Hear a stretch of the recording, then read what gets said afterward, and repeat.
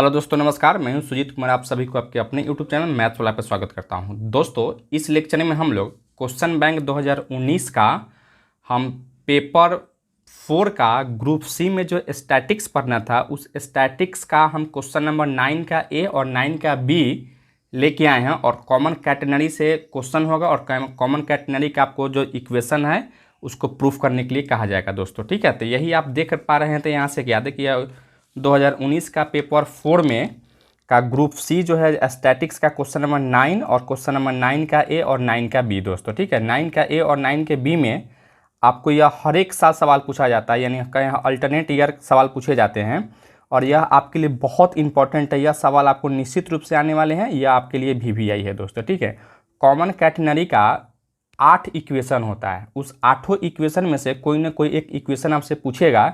उसी 8 में से एक इक्वेशन यहाँ पूछा गया है, obtain the equation S is equal to C sine hyperbolic x by C for common category दोस्तों। ठीक है, तो चलिए हम इसको कैसे प्रूफ करते हैं और 8 इक्वेशन को हम कैसे लाते हैं, कैसे प्रूफ करेंगे, इसके बारे में बात करेंगे। उससे पहले जो भी स्टूडेंट्स अगर घर बैठे सही ढंग से प्रॉपर वे में और टाइम पे अगर BSc पार्ट 3 का सिलेबस कवर करना चाहते हैं, तो मेरा एक ऑनलाइन पेड क्लास है जो एग्ज़ाम के 2 या 3 दिन बाद स्टार्ट होने वाला है। तो आप उस कोर्स को परचेज करके और एडमिशन ले सकते हैं और वहाँ से घर बैठे टाइम पे सिलेबस को कवर कर सकते हैं। एडमिशन लेने के लिए, कोर्स को परचेज करने के लिए यहाँ जो नंबर दिखाई दे रहा है उस नंबर पे कॉल करेंगे या व्हाट्सएप मैसेज करेंगे, उसके थ्रू से एडमिशन के प्रोसेस को हम लोग कंटिन्यू कर लेंगे। तो चलिए हम क्वेश्चन नंबर 9 का सॉल्यूशन देख रहे थे दोस्तों। ठीक है, यहाँ से देखिए हम लोग यहाँ से टॉपिक डाले हुए हैं equation of the common category, यानी कॉमन कैटेगरी का हमको इक्वेशन फाइंड आउट करना है दोस्तों। ठीक है, अब यहाँ से जो हम देख पा रहे थे क्या सबसे पहले कॉमन कैटेगरी होता क्या है इसके बारे में हम ऑलरेडी बता चुके हैं। यहाँ जैसे हम देखिए, uniform heavy inextensible stream hands freely under the action of gravity. Find the equation of curve which it form. एक में आपको इक्वेशन नंबर फर्स्ट में क्या कहता है, S is equal to prove that S is equal to C sine psi. इसको किस form में कहा जाता है, या इक्वेशन ऑफ कैटेगरी है इंस्ट्रिक्स फॉर्म में कहा जाता है दोस्तों। ठीक है, इंस्ट्रिक फॉर्म में कहा जाता है, या हम इसको कहें इंस्ट्रिंसिक फॉर्म में कहा जाता है दोस्तों। ठीक है, उसी तरह से यहाँ से आप देख पा रहे थे 2 में क्या है, यहाँ से देखिए y equal to C cos hyperbolic x by C है। इसको जो है ना कार्टेशियन फॉर्म कहा जाता है, कैटेगरी का इक्वेशन है। उसी तरह से यहाँ से S is equal to sine hyperbolic x by C, जो कि अभी जस्ट क्वेश्चन नंबर 9 में आपको यही प्रूफ करना था दोस्तों। ठीक है, यहाँ से देखिए S इक्वल टू क्या है, C साइन हाइपरबोलिक x है, तो इसको भी आपको प्रूफ करना है। तो यह हो गया। उसी तरह से सेकेंड फॉर्म क्या है, prove that x is equal to C log sec psi plus का टेन साई है, इसको भी आप प्रूफ करना था दोस्तों। इसी तरह से आगे बढ़ाइए, prove that Y square equal to C square plus S square है। उसी तरह से prove that y equal to C sec psi है। उसी तरह से prove that t equal to omega y है दोस्तों। ठीक है, तो चलिए हम इसको कैसे प्रूफ करते हैं। इसको प्रूफ करने के लिए यहाँ से हम लोग एक डायग्राम बनाए हुए हैं और डायग्राम कुछ इस तरीके का कॉमन कैटेगरी है। देखिए यहाँ से एक कॉमन कैटेगरी है इस तरीके का, इसका हम नाम A रख दिए हैं, इसका नाम B रख दिए हैं, और इसका सबसे जो लोएस्ट पॉइंट है उस लोएस्ट पॉइंट का नाम हम C रख दिए हैं दोस्तों। ठीक है, ये आपका एक्स एक्सिस है। ठीक है, यह एक्स एक्सिस है, ये आपका ओरिजिन है O है, और इस कॉमन कैटेगरी पे एक कोई पॉइंट P है। ठीक है, और इस पॉइंट P पे हम एक टेंजेंट को ड्रॉ कर रहे थे, और टेंजेंट आपका क्या है, यह PL है, सॉरी यहाँ PL है, और यह एक्स एक्सिस के साथ आपको साई एंगल बनाता है दोस्तों। ठीक है, तो चलिए जो भी हम यह डायग्राम में किए हैं इसको हम यहाँ लिखते हैं। सबसे पहले देखिए हम इसमें क्या क्या किए हैं। Let ACB be the uniform chain hanging freely from the point A and B। देखिए ACB एक आपका क्या है, एक यूनिफॉर्म चैन है दोस्तों। ठीक है, और यह क्या है, कॉमन कैटेगरी के फॉर्म में है, जिसका C क्या है, C आपका लोएस्ट पॉइंट है। ये पॉइंट जो सबसे नीचे वाला क्या है पॉइंट है, इसको C हम माने हैं, और C क्या है, इसको लोएस्ट पॉइंट कहा जाता है या वर्टेक्स कहा जाता है दोस्तों। ठीक है, इसी तरीके से आगे हम देखते हैं, lowest point of common category and P be any point on the string या chain such that arc CP equal to S। देखिए यहाँ से हम देख रहे थे क्या कि यह जो कॉमन कैटेगरी जो चैन है या यूनिफॉर्म चैन जो है, इसका C और P यहाँ कोई एक पार्ट है, और यह पार्ट को हम आर्क कह रहे थे, और इस तरीके के CP इक्वल टू क्या है, यह S दिया गया है दोस्तों। ठीक है, तो यहाँ से हम S मान चुके हैं। अब यहाँ से देखिए हम आगे क्या लिखे हुए हैं दोस्तों। Let the tension eight C and P respectively T not और टी। दोस्तों देखिए यहाँ से सी पॉइंट पे जो है ना, सी पॉइंट पे जो एक टेंशन टी नॉट काम कर रहा है, ठीक है, जो कि इस डायरेक्शन में है। और यहाँ पी पॉइंट पे जो है ना एक आपका टेंशन जो है ना, यह जो टेंजेंट है वही क्या है आपका एक फोर्स काम कर रहा है जिसका नाम क्या है टी है दोस्तों, ठीक है। और किस पॉइंट पे है तो पी पे है, और यह पॉइंट आपका सी पे है दोस्तों, ठीक है। फिर यहाँ से आइए आगे हम फिर बढ़ाते हैं इसको। देखिए यहाँ से the portion C P of the string is in equilibrium under the action of the following forces दोस्तों। अब यहाँ से देखिए क्या कहना चाहता है कि यह जो पोर्शन CP है ना, इस CP को इक्विलिब्रियम में रखने के लिए यहाँ जो है ना 3 फोर्स काम कर रहा है दोस्तों। कौन कौन फोर्स है? एक आपका जो है ना पॉइंट C पे टी नॉट एक फोर्स काम कर रहा है। उसी तरह से इस पॉइंट P पे एक आपको जो है ना क्या कौन सा फोर्स काम कर रहा है? T फोर्स काम कर रहा है। और इस आर्क के सेंटर पे एक और जो है ना डाउनवर्ड फोर्स जो है ना, यह आपका क्या है ओमेगा एस आपका काम कर रहा है दोस्तों, ठीक है। तो इस तरीके से इस पोर्शन को इक्विलिब्रियम में रखने के लिए यहाँ 3 फोर्स काम कर रहा है। एक टी नॉट है जो सी पॉइंट पे है, एक आपका टी है जो कि पी पॉइंट पे है, और एक आपका सेंटर पे जो है ना डाउनवर्ड आपका ओमेगा एस जो है ना आपका फोर्स काम कर रहा है दोस्तों, ठीक है। तो यही चीज़ यहाँ लैंग्वेज में लिखा गया है मेरे भाई।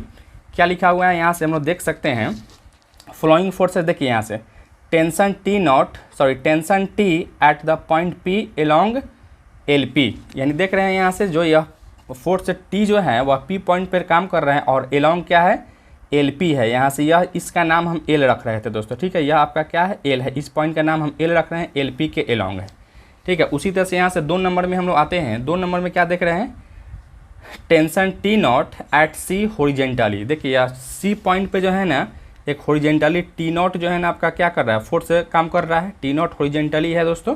इसी तरह से थर्ड में यहाँ से हम देख पा रहे थे क्या, देखिए इट्स वेट से W या omega S acting vertically downward through the centre of gravity of the arc CP, where omega is the weight of the stream per unit length है दोस्तों, ठीक है। और वही जो है ना यहाँ CP पे एक सेंट्रल फोर्स काम कर रहा है जो कि वर्टिकली है, डाउनवर्ड है, नीचे की ओर यह दोस्तों फोर्स काम कर रहा है। और 3 फोर्स यह कब काम कर रहा है, जब यह CP का जो आर्क है ना उसको इक्विलिब्रियम में रहने के लिए यहाँ 3 फोर्स काम कर रहा है मेरे भाई, ठीक है। फिर आप इसको आगे बढ़ाइए यहाँ से। देखिए let the tangent at p be inclined at an angle psi to the horizontal line दोस्तों। देखिए अब यही चीज़ यहाँ से हम लोग फिगर में देखते हैं, यह जो टेंजेंट टी है या कहीं जो फोर्स टी जो लगा हुआ है यह क्या है आपका हॉरिजेंटली जो है ना यह साई एंगल बनाता है। क्या एंगल बनाता है? यह साई एंगल बनाता है। और यहाँ से लेकर यहाँ तक का ओ से लेकर सी तक का डिस्टेंस जो है ना वह स्मॉल सी है। यहाँ स्मॉल सी लिखा गया, फिगर थोड़ा गंदा हो गया है, आप लोग अच्छा से फिगर को बना लेंगे दोस्तों, ठीक है। यहाँ से यहाँ का डिस्टेंस क्या है आपका सी है मेरे भाई, ठीक है। अब एक चीज़ यहाँ से देखिए हम क्या कर रहे थे, resolving forces horizontally and vertically. अब देखिए हम लोग क्या कर रहे थे, इस फोर्स को जो है ना इस टी फोर्स को जो है ना हॉरिजेंटली और वर्टिकली हम रिजॉल्व कर रहे थे दोस्तों, ठीक है। तो हम लोग जो है ना हॉरिजेंटली रिजॉल्व कैसे करते हैं, सो देखिए यहाँ से सपोज कीजिए से यहाँ कोई एक फोर्स है, ठीक है, यह फोर्स F है, और यह हॉरिजेंटली जो एंगल आपका बना रहा है क्या है, यह थीटा एंगल बना रहा है। तो इस फोर्स F को अगर हॉरिजेंटली आप रिजॉल्व करते हैं तो इसको लिखते क्या हो आप हॉरिजेंटली में, तो यह फोर्स इंटू कॉस थीटा, यानी जो हॉरिजेंटली लिखते हैं उसमें always cos theta, force into cos theta, और वर्टिकली में जो होता है उसको क्या लिखते हैं F इंटू साइन थीटा, यानी फोर्स इंटू साइन थीटा लिखते हैं दोस्तों, ठीक है। तो उसी तरीके से हम लोग क्या कर रहे थे, इस T को यानी यह जो फोर्स से काम कर रहा है T, इस T को जो है ना हॉरिजेंटली और वर्टिकली हम इसको रिजॉल्व करना चाहते हैं, ठीक है। तो एक चीज़ आप यहाँ से देखेंगे, यह एंगल अगर साई है तो दोस्तों यह भी एंगल आपका क्या होगा, साई ही होगा। कि होगा या नहीं होगा? होगा, बिल्कुल होगा। और इस फोर्स को जो है ना हम क्या कर रहे हैं, तो हॉरिजेंटली अगर रिजॉल्व करते हैं तो हॉरिजेंटली में हम कॉस लेते हैं, तो यहाँ से क्या लिखोगे आप, यहाँ से टी कॉस साई, और यह फोर्स कौन सा फोर्स है, तो टी नॉट है। तो यही चीज़ यहाँ से लिखा गया है क्या है, T cos psi equal to T naught, इसको इक्वेशन 1 मान लिए दोस्तों, ठीक है। अब यहाँ से देखिए वर्टिकली बोले तो यह है, ठीक है, वर्टिकली बोले भले यार डाउनवर्ड ही है, लेकिन यह क्या है वर्टिकली आपका यह है। तो वर्टिकली में क्या होता है, टी साइन साई, देखिए यहाँ से लिखे हैं टी साइन साई, और फोर्स वर्टिकली में क्या लग रहा है, तो ओमेगा एस, तो ओमेगा एस लग रहा है, इसको हम इक्वेशन 2 मान चुके हैं दोस्तों, ठीक है। यहाँ तक किसी को कोई दिक्कत है मेरे भाई? तो इसको हम इक्वेशन 1 और इक्वेशन 2 हम मान चुके हैं। अब आइए हम लोग नेक्स्ट में लेके चलते हैं, आगे बढ़ते हैं और आगे हम क्या करना चाहते हैं। यहाँ से देखिए इक्वेशन 2 में इक्वेशन 1 से हम डिवाइड करते हैं। इक्वेशन 2 क्या था आपका, टी साइन साई और बट्टा में T cos psi equal to omega S बट्टा में टी नॉट था दोस्तों। अब यहाँ से हम देख रहे थे यह टी से टी को आप कट कर सकते हो और यहाँ से साइन बाई कॉस क्या होता है 10 हो जाता है। यहाँ से ओमेगा एस बट्टा में ओमेगा एस बट्टा में क्या लिखोगे टी नॉट लिख सकते हैं, ठीक है। इसको आप एक चीज़ यहाँ से देखिएगा, यह टी नॉट जो है ना या टी जीरो है, टी जीरो हो जाता है या ओमेगा इंटू सी के बराबर हो जाता है, ठीक है। तो यहाँ से टी नॉट इक्वल टू क्या लिखे हैं ओमेगा इंटू सी लिख दिए हैं दोस्तों, ठीक है। इसको आप इस रिजल्ट को याद रखेंगे और ये ओमेगा से ओमेगा कैंसिल हो गया है तो S is equal to S बट्टा सी हो गया है। अर्थात हम कह सकते हैं tan psi is equal to s by c. जैसे हम एस का वैल्यू निकालेंगे तो इस सी को इधर शिफ्ट करना होगा, यानी एस इज इक्वल टू आप क्या लिख सकते हैं सी टेन साई लिख सकते हैं दोस्तों। और इसको हम इक्वेशन 1 मान चुके हैं, ठीक है। और यही जो है ना आपका एक इक्वेशन हम यहाँ प्रूफ कर चुके हैं, जिसको आप क्या कह रहे थे तो इंट्रिंसिक फॉर्म कह रहे थे दोस्तों, ठीक है। इसको थोड़ा सा यह प्रोनाउंसिएशन करने में प्रॉब्लम हो रहा है, लेकिन आपको यही इसको हम क्या करेंगे यही आप प्रूफ कर सकते हैं दोस्तों, ठीक है। यही आपका क्या है तो इंट्रिंसिक इक्वेशन ऑफ कैटेनरी है मेरे भाई, ठीक है। इसी तरीके से हम लोग आते हैं इसको फिर इक्वेशन हम थर्ड मान चुके हैं, क्योंकि आगे भी हमको प्रूफ करना था तो इसको हम इक्वेशन थर्ड मान चुके हैं और इसको इक्वेशन थर्ड मान लिए। देखिए फिर इसी चीज़ को यहाँ से हम लेकर चले हैं एस इज इक्वल टू क्या है सी टेन साई, यानी s is equal to tan psi मतलब क्या है d Y by D x tangent होता है। तो यहाँ से D Y by D x equal to यहाँ से हम रख दिए c into d Y by D x रख दिए दोस्तों, ठीक है। और यहाँ से सिंस करके हम लिख दिए हैं। आप इसको भी आप लोग याद रखेंगे और जब क्वेश्चन सोल्व करेंगे तो अच्छे से करेंगे, ताकि जो एग्जामिनर कॉपी चेक करेगा तो उसको भी पता चलेगा हम यहाँ कैसे कैसे कर रहे थे मेरे भाई, ठीक है। फिर आप यहाँ से क्या कर लो, इसको डिफ्रेंशिएट करते हैं एक्स के रिस्पेक्ट में। तो क्या लिखोगे D S by D x equal to C constant बाहर निकलेगा, इसको D Y by D X को एक बार और डिफ्रेंशिएट करो तो क्या लिखो D two Y by D X square लिख सकते हैं। फिर यहाँ से एक चीज़ आप देखिए, यहाँ से हम लोग यहाँ से D S by D x का वैल्यू हम लोग यहाँ से जानते हैं। देखिए since D S by D x का वैल्यू क्या होता है 1 plus D Y by D x का स्क्वायर होता है मेरे भाई, ठीक है। तो अब हम लोग यहाँ से क्या कर लेते हैं, इसका वैल्यू यहाँ रख रहे हैं। इसका वैल्यू कहाँ रख रहे थे, इसका वैल्यू हम लोग यहाँ रख रहे थे और इक्वल टू एक चीज़ और है, यहाँ से कुछ गड़बड़ हो रहा था क्योंकि यह रूट में है ना, तो यहाँ से शायद इसका वैल्यू जो है ना यह रूट में ही होता है। अगर इसका वैल्यू हम लोग निकालेंगे तो क्या लिख सकते हो, यहाँ से रूट हम चढ़ाए हैं ना, तो यहाँ से आप इसका ये शायद ये रूट इक्वल टू ही होता है दोस्तों, ठीक है। तो इसके जब इतना कर लिए equal to C into D two Y by D X square लिख दिए दोस्तों, ठीक है। फिर इसको एज एट इज किए हैं। यहाँ से देखिए इस चीज़ को आप क्या लिखे हो D two Y by D X square, तो इसको क्या लिख सकते हैं D Y by D X लिख सकते हैं। और यहाँ से D Y by D X को हम मान चुके हैं क्या है, या D Y by D T हम मान चुके हैं मेरे भाई, ठीक है। अर्थात इसको देखो D Y by D x के जब आप क्या लिखो, यहाँ से एक चीज़ बाई मिस्टेक है, यहाँ से या डी एक्स होना चाहिए था या डी एक्स है। अब यहाँ से D Y by D T जब टी रख दिए हैं तो यहाँ root under 1 plus T square equal to इसको क्या लिख सकते हो C D T by D X कर दिए हैं दोस्तों, ठीक है। अब इसको हम क्या कर रहे थे, इसको इंटीग्रेट करेंगे, यानी इस चीज़ को आप इधर लेके आइए और इस दोनों को उधर लेके चलते हैं दोस्तों, ठीक है। इंटीग्रेट करने के लिए ऐसा हम लोग किए हैं। अच्छा अब इसको देखिए, यहाँ से D x is equal to क्या लिखो सी डी टी अब time root under 1 plus T square, इसका इंटीग्रेशन कर लेंगे दोनों साइड। तो इसका इंटीग्रेशन के बाद तो क्या होगा, इसको एक्स लिख सकते हैं और इसका इंटीग्रेशन आप लिख सकते हैं c log t plus root under 1 plus T square into एक कॉन्स्टेंट जोड़ लीजिए, ए जोड़ लीजिए मेरे भाई, ठीक है। फिर यहाँ से एक चीज़ आपको समझने की वाली बात है, जो कि क्लास बीएससी पार्ट 1 में आप पढ़े होंगे, क्योंकि आप यहाँ से देखेंगे क्या, देखिए यहाँ से log X plus root under X square minus 1 का वैल्यू होता है कॉस हाइपरबोलिक इन्वर्स एक्स हो जाता है दोस्तों, ठीक है। अगर यही चीज़ अगर प्लस में रहता है तो साइन हाइपरबोलिक इन्वर्स एक्स हो जाता है। तो यहाँ प्लस में था तो हम यहाँ से c sine hyperbolic inverse t plus का ए लिख दिए, क्यों, क्योंकि यह टी के रिस्पेक्ट में आपको दिया गया था। अच्छा फिर आप इसको आगे बढ़ाइए, यहाँ से x is equal to C sine inverse sine hyperbolic inverse है, ये टी के जब हम D Y by D X put किए थे तो D Y by D X से प्लस का सी कर दिए दोस्तों, ठीक है।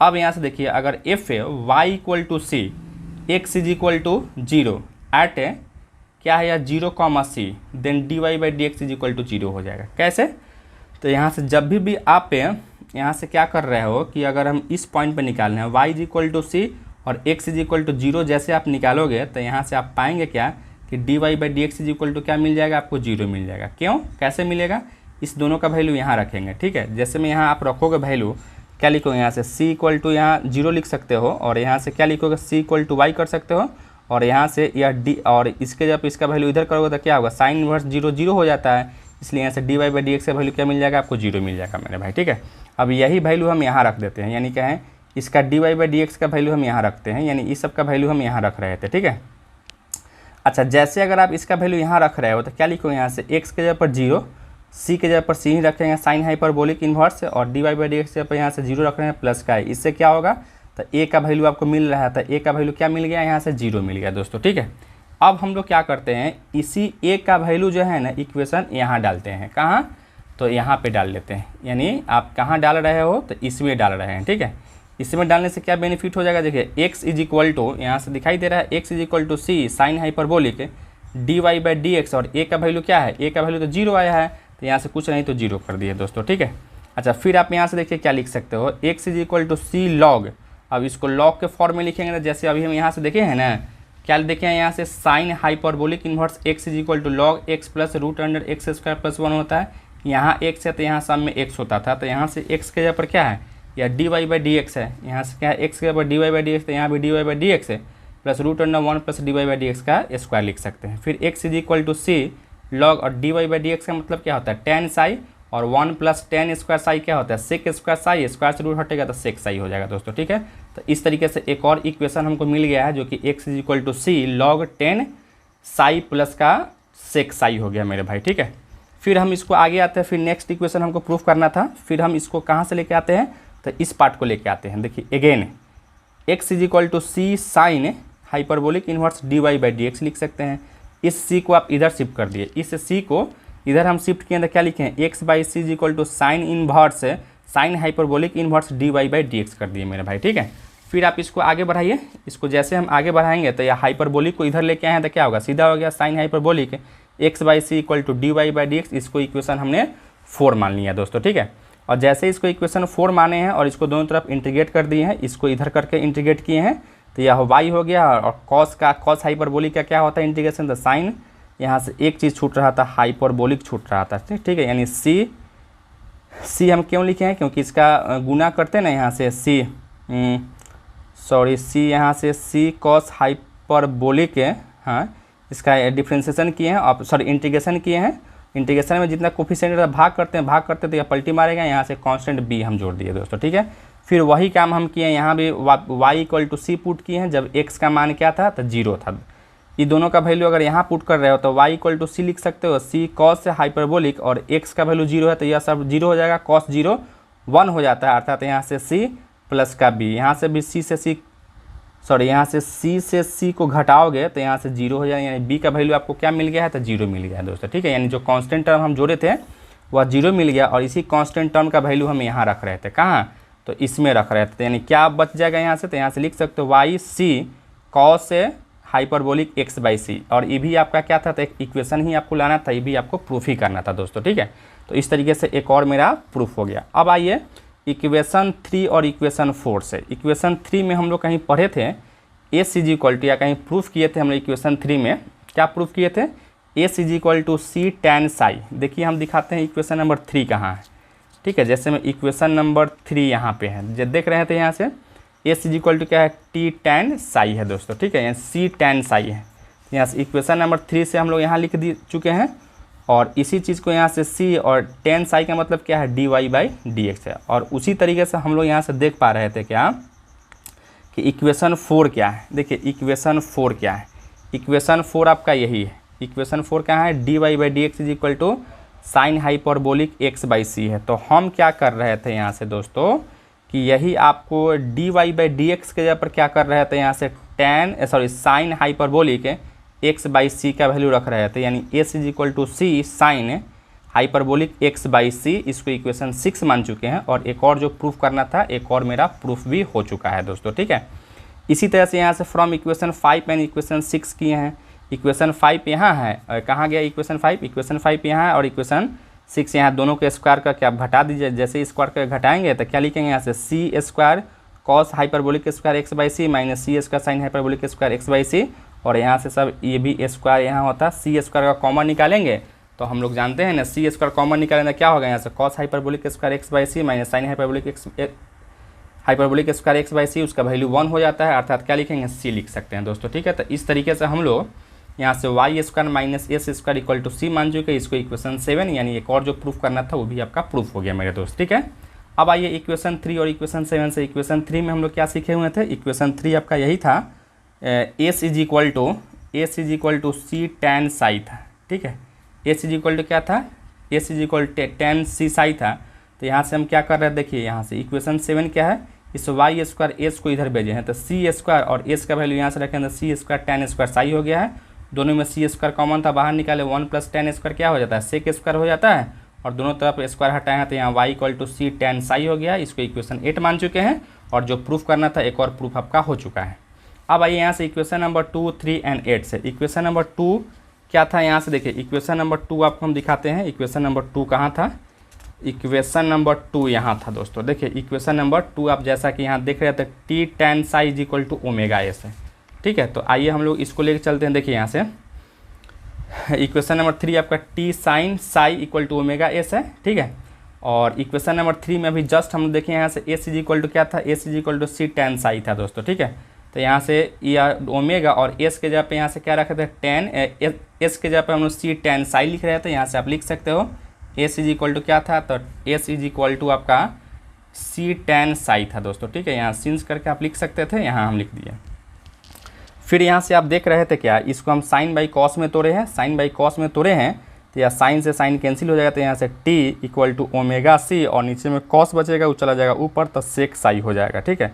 और जैसे अगर सेक साई होगा तो हम लोग अभी क्या लिखे यहाँ से ओमेगा, और वाई इक्वल टू सी सेक साई हम लोग कहीं लिखे हुए हैं इक्वेशन 8 में। देखिए यहाँ से Y equal to C sec psi है, तो यानी टी इक्वल टू क्या लिख सकते हो, ओमेगा वाई लिख सकते हैं, या इसको डब्ल्यू वाई कर सकते हैं दोस्तों, ठीक है। तो इस तरीके से हम लोग कॉमन कैटेनरी का मतलब एक क्वेश्चन तो आपसे निश्चित रूप से पूछा जाएगा। यह 8 या 7 जो फॉर्म आपको बताया है इक्वेशन का, इसी 8 में से कोई भी एक इक्वेशन का फॉर्म होगा, तो आप जो चीज़ आपसे पूछेगा उसको आप कर लेंगे, निश्चित रूप से कर लेंगे। 1-2 बार प्रैक्टिस करेंगे तो निश्चित रूप से कर पाएंगे। और यह आपके लिए 8 नंबर का है, और यह वेरी वेरी इंपॉर्टेंट है दोस्तों, ठीक है।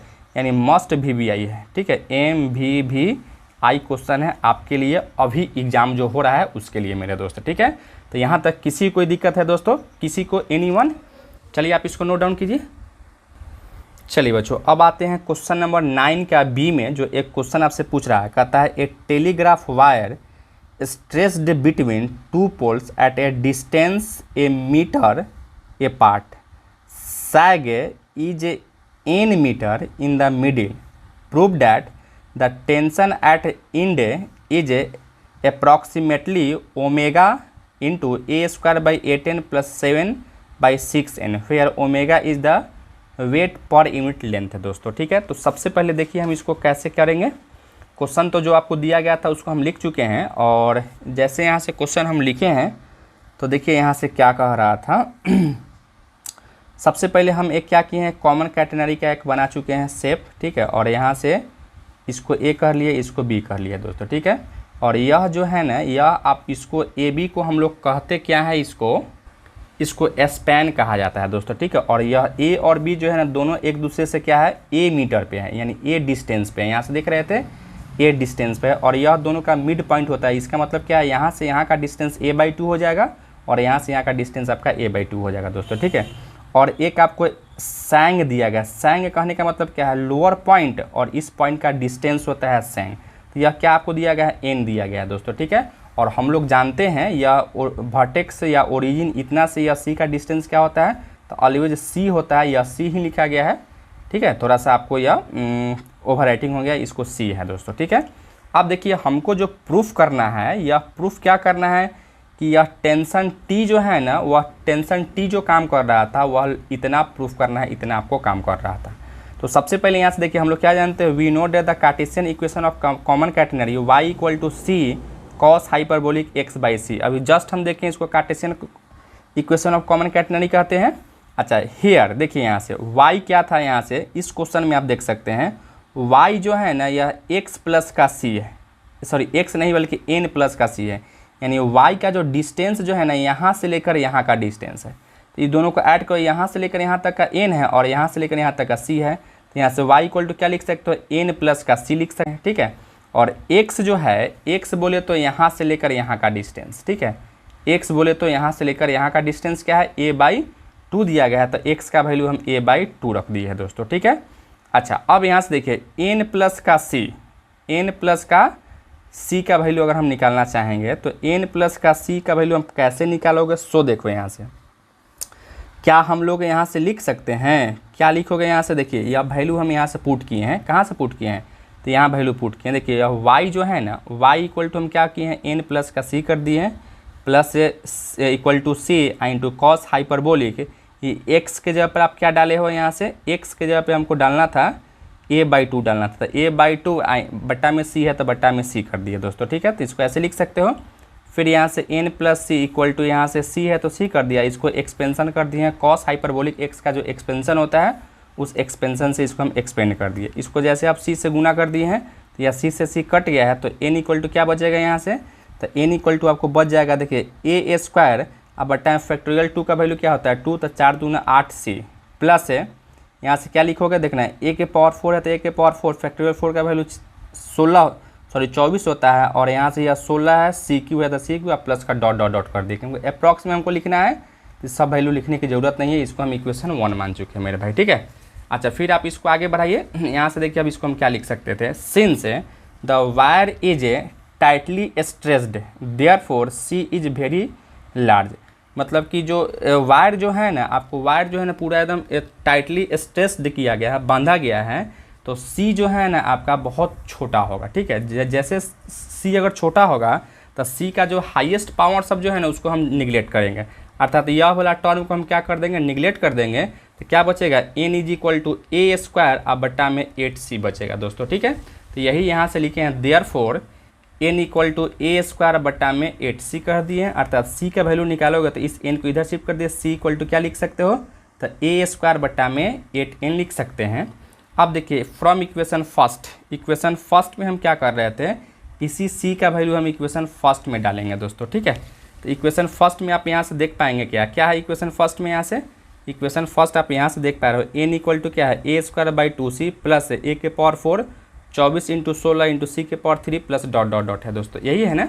तो हम लोग इसी का वैल्यू यहाँ से रख रहे थे, n इक्वल टू देखिए यहाँ से क्या लिख सकते हो, a²/8c प्लस a के पावर 4 इंटू 24 इंटू 16, और यहाँ से हम कर रहे थे CQ का वैल्यू रख रहे हैं, यहाँ से CQ का वैल्यू रखो तो AQ अब बट्टा में 8n का होल क्यू करेंगे। इस सबको जैसे काट छाट करेंगे तो काट के जो सॉल्व करेंगे आप सॉल्व कर सकते हैं खुद से।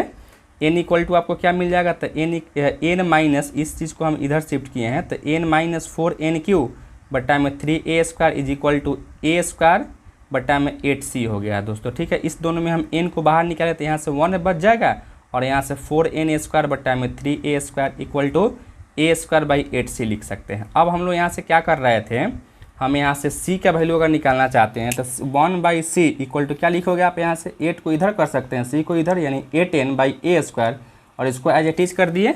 फिर यहाँ से देखिए अब c का वैल्यू अगर निकालना है हमको तो इसको पलटी मारना पड़ेगा, तो यहाँ भी पलटी मारे तो यहाँ भी पलटी मारेंगे, तो क्या लिखोगे आप यहाँ से, जैसे पलटी मारेंगे तो इसको आप लिख सकते हो c equal to a²/8n 1 minus यहाँ से 4n² बट्टा में 3a² का होल पावर -1 इन्वर्स में बदल दिए हैं। अब इसका एक्सपेंशन हम लगा दिए हैं, यहाँ c इक्वल टू क्या लिखोगे a²/8n, और इसका एक्सपेंशन करेंगे तो लगभग में एक्सपेंशन इसका बहुत सारा होता है, लेकिन लगभग में आपको नियरली आपका यही हो गया मेरे भाई, ठीक है।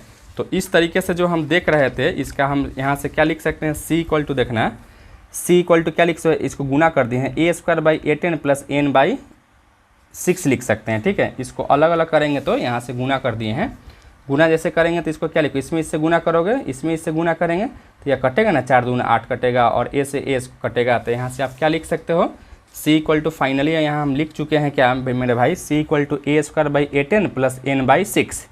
अब हमको क्या निकालना है, एट c निकालना है, एट c हमको एट a निकालना है फोर्स। तो यहाँ से देखिए हम लोग एट a इक्वल टू क्या जानते हैं, t equal to omega y जानते हैं, t equal to omega y की जगह पर NC हम लिखे थे, पीछे लिखे हुए थे, तो उसको आप देख लीजिएगा, और यहाँ से t इक्वल टू ओमेगा और n का NA लिखे हैं, अभी c का वैल्यू यहाँ से जस्ट हम निकाले हैं, ये c का वैल्यू यहाँ रख दिए हैं, यानी t equal to omega into क्या करोगे, इस दोनों को सॉल्व करेंगे, या कहें इसको और इसको जब सोल्व करें तो यहाँ से 6n प्लस का n 7n/6 और इसको आप a² कर सकते हैं। और यही आपका क्या था, तो टेंशन था, यही आपका फोर्स था, यही आपका फाइनली आपका आंसर हो जाता है मेरे भाई, ठीक है।